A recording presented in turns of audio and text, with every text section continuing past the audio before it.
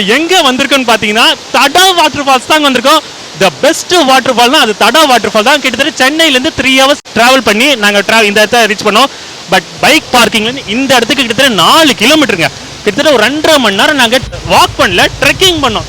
உங்களுக்கு ட்ரெக்கிங்ன்ற அனுபவம் வேணும், ஒரு வாட்டர் ஃபாலும் வேணும், Tada is the best waterfall. சென்னையிலேருந்து 110 கிலோமீட்டரில் இருக்கிறதா இந்த தடா வாட்டர் ஃபால்ஸ்.